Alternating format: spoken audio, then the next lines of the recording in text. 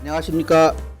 안녕하세요. 예, 오늘은 지난번 말씀드린 대로 광주 나눔의 집에서 무슨 일이 있었고 요즘 어떻게 공익 제보자들이 활동하고 계신지 듣는 시간을 마련했습니다. 오늘 저와 함께 광주 나눔의 집 얘기를 해주실 선생님들 소개해 드릴게요.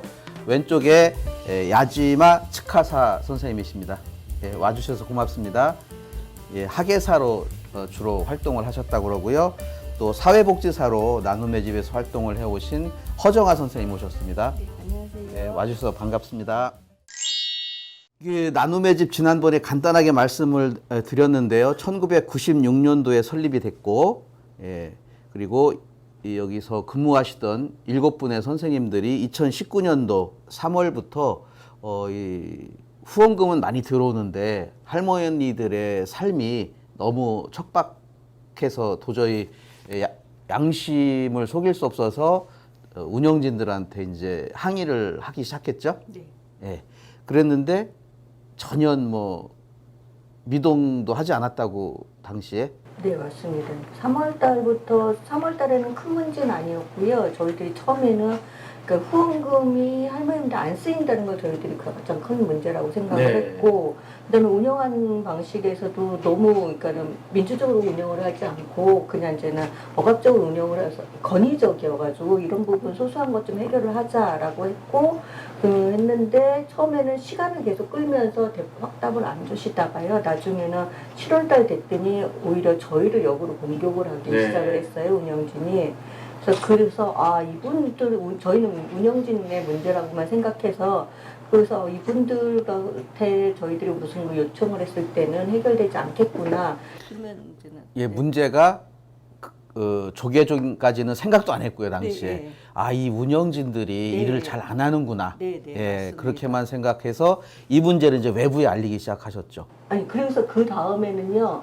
그러니까는 그러면은 나눔의 집을 운영하는 이제는 그 이사진들 11분이 다 이제는 스님들이셨거든요. 네. 그러면 대표이사님들한테 들이 자세히 모를 테니까 이 문제에 대해서 얘기를 하고 이제는 이제 뭐 바꿔야 될 부분 바꿔달라고 얘기를 하자라고 했는데 역시나 그분들은 저희들을 얘기를 아예 들을 생각을 안 하시고 그래도 저희들이 좀 강하게 얘기를 하니까 그리고 무시를 할 수는 없는 거잖아요. 그러니까 할머님들 삶이 너무 이제 열악하다라는 거를 저희들이 얘기를 했으니까 그러니까 다른 스님을 그 이사진 중에 한 분의 스님을 내려 보내셔서 저희랑 회의를 하게 하는데 그분이 보여주시더라고요. 억지로 저희들 잘못을 역으로 너희들이 뭐 모니터에 봤더니 인터넷을 띄워놓고 있더라 뭐 이러면서 저희들을 근무 태도 뭐 이런 걸 그렇죠. 지적하면서 압박을 한 거죠. 그래서 이분들이 똑같은 분들이구나. 나눔의 집을 운영하는 게 단순하게 운영집뿐만 아니라 이 사회까지도 네. 알면서도 네. 이렇게 운영을 네. 하는 것을 방치하고 있다 이렇게 생각을 하셔서 이제 외부에 알리게 됐고 네. 이걸 온 국민이 알게 된 것은 사실상 그때 2020년 5월 19일 MBC PD수첩 네, 맞습니다. 방영된 것을 보고 저도 그거 보고 깜짝 놀랐거든요. 그래서 전국적으로 알려지게 됐어요. 그래서 국민의 공분을 사니까 이제 좀 이제 경기도에서도 경기도 민관 합동 조사단을 구성해서 조사를 했죠. 조사 결과가 나왔는데 후원금 모집 또 후원금 부적정 사용 등 42개 법률 위반 사항이 적발돼서 시정 조치를 내렸습니다. 법인이사 5명을 해임 명령을 내렸고 광주시에서도 3명 이사의 무효 확인 처분을 해서 이사진이 8명이 이제 바뀌었죠. 그래서 새 이사회가 구성이 됐어요. 이때는 조금 희망적이셨겠어요. 민간합동조사단 할 때부터 물론 이제 아까 처음에 3월달 2019년 3월달에 했던 것보다 점점 시간이 지나면서 굉장히 많은 잘못된 사실을 저희들도 알게 됐는데 전문가들이 오셔서 조사를 하니까는 훨씬 저희들보다 더 체계적으로 잘못된 거를 이제는 그 조사를 해주셨고 그리고 이제 희망이었던 게 많은 분들이 관심을 가지셨잖아요. 가지시고 그다음에 경기도에서도 뭐 즉각적으로 조사단까지 만들어 주시고 그러니까 그럼 이거 바뀌겠구나. 얼마나 빨리 바뀌는지가 문제지. 이제 언젠가는 바뀌겠구나. 대신 저희들 생각에는 할머님이 연로하시니까 가능하면 빨리 바뀌었으면 좋겠다. 요 정도의 생각이었어요. 그랬던 희망이 2021년도 1월 28일 이사회가 새로 구성되기 시작해서 뭐 몇 달 간격으로 계속 한 명 한 명 이사진이 바뀌더라고요.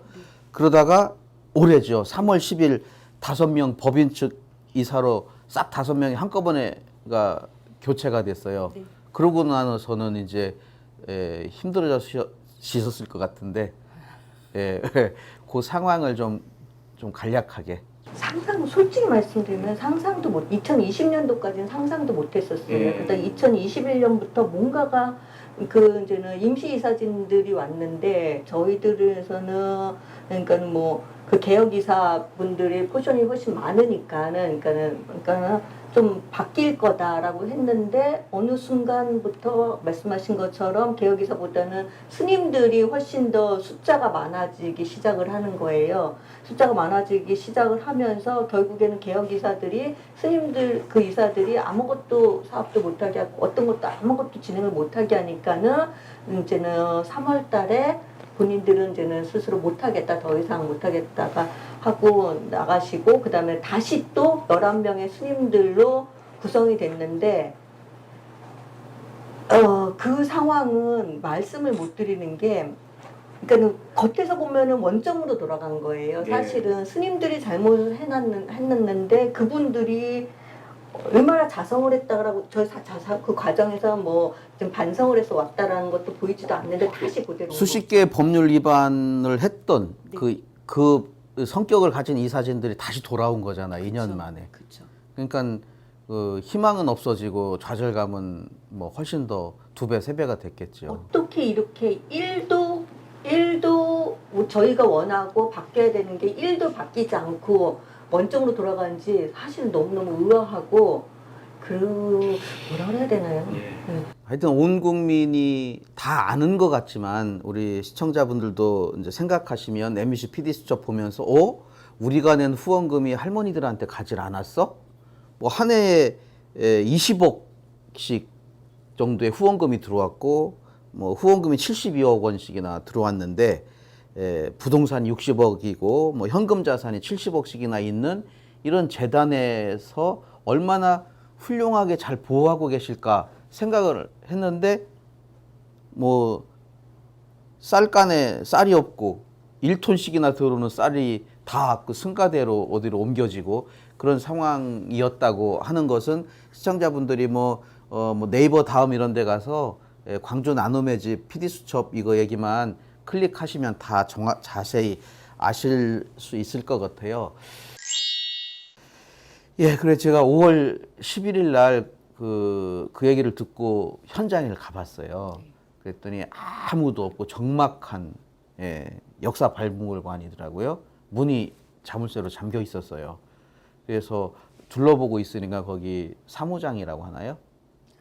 사무국장님이라고 하시더라고요. 그 작업하시다가 왜 왔냐고 어디서 왔냐고 그래서 나 경기도의원이다.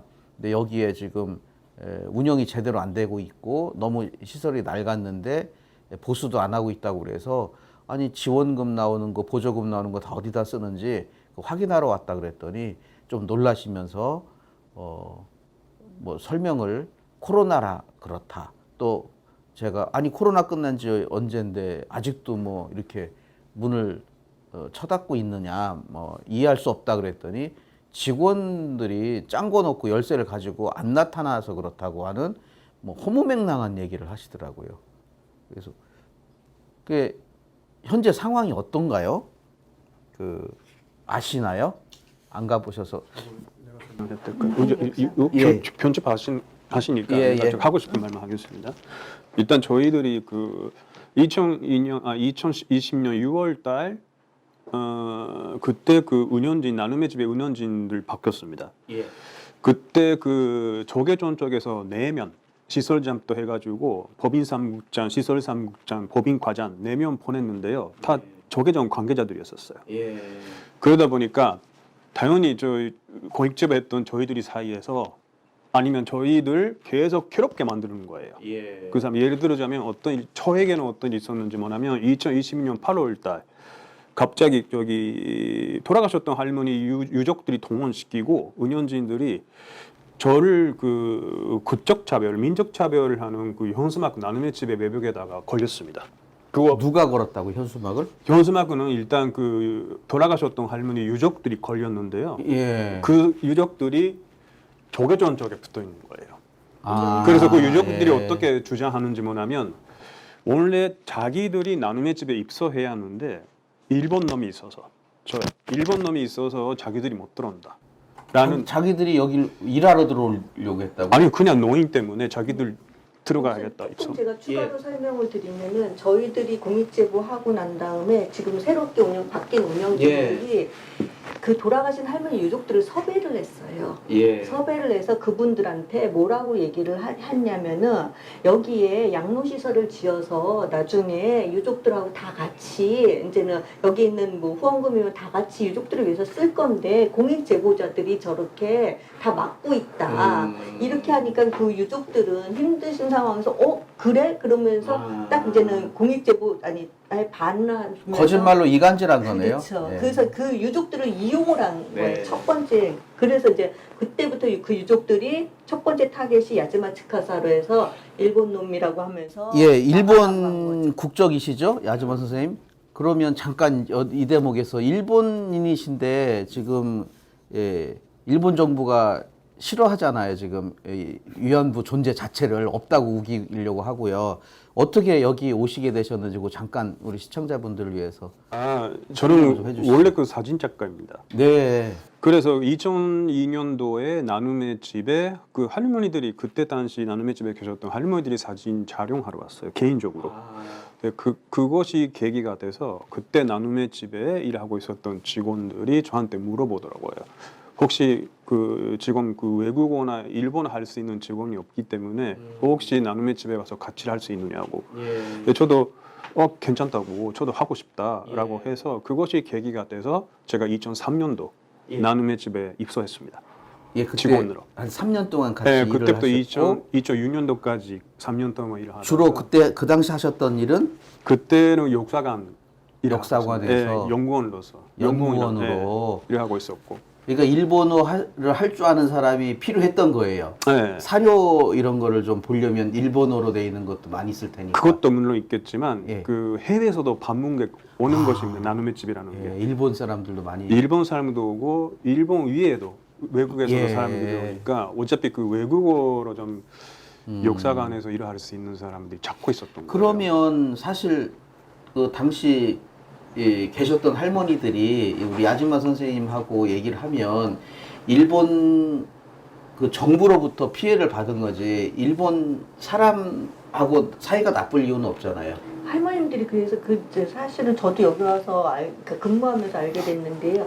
방문객 중에서 일본 개인 방문객들이 그렇게 많으세요. 학생들도 많고 그 할머님들 편지도 많이 보내드리고 그래서 할머님이 증언을 하실 때 항상 하시는 말씀이 있어요. 우리는 일본 정부가 미운 거고 일본 정부에 대해서 문제를 제기하는 거지 일본 사람에 대해서는 전혀 문제의식을 못 느끼신다. 그러니까 지금 아까 왔다는 그 운영진 새로 왔다는 이사진 운영진 그 사람들이 조계종에서 보냈다는데 이렇게 일본 사람과 우리 할머니들을 거짓말로 이간질 시켜서 적대감을 만드는 건 정말 나쁜 짓이죠. 일본 정부가 우리 할머니들한테 나쁜 짓 했던 짓을 똑같이 또 하는 거 아니에요.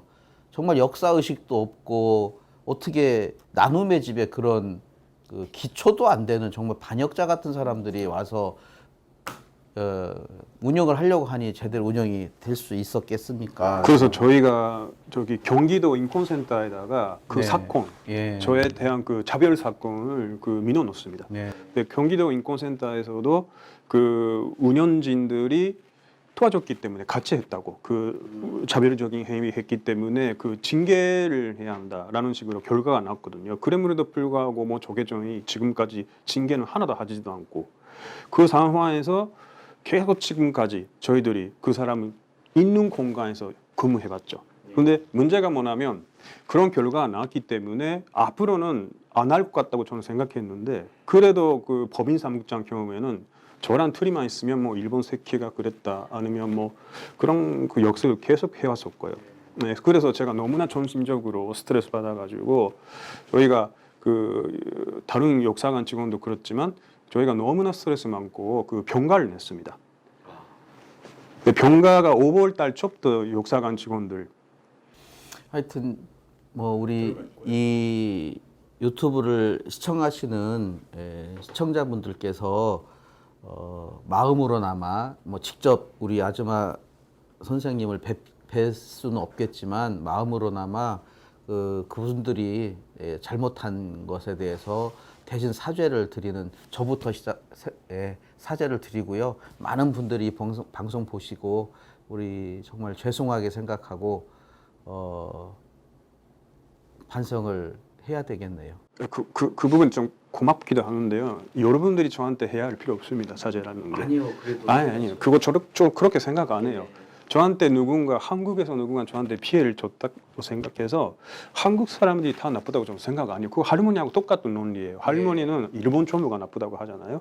그렇죠. 그렇죠? 일본 국민들은 죄가 없다. 그렇죠. 네, 대다수의 똑같은, 그 광주 나눔의 집을 방문하는 한국 방문객들은 그런 생각을 안 하는 사람들만 있잖아요.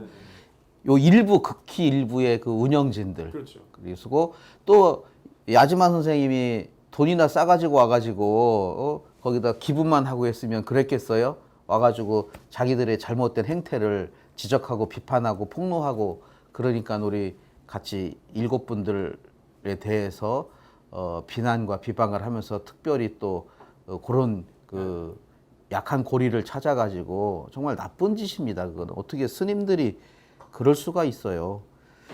그러니까 계속 나눔의 집이라는 인권의 지킴 상징적인 공간에서 공익제보자들에 대한 그 인권 침해 사건 계속 발생하고 있어요. 그래서 제가 생각하는 게 할머니들은 물론 본인 스스로 그 일본 때문에 일제 감정기 그때 그 아주 말도 안 되는 피해를 당했지만 할머니들은 기본적으로 인권을 위해서 계속 지원도 해오셨고 활동을 해오셨습니다. 네. 근데 그런 인권의 상징적인 공간에서 인권 침해라는 사건이 계속 발생하고 있다는 것이 자체가 저는 아주 큰 문제라고 봅니다. 예, 지금 광주 나눔의 집이 2020년도에 여기 계신 분들의 용기로 폭로가 돼서 해결이 되는 듯 했으나 다시 더 나빠진 상황으로 현재 왔다는 거에 대한 이 과정을 지금 잠깐 제 셋이 설명을 드렸고요.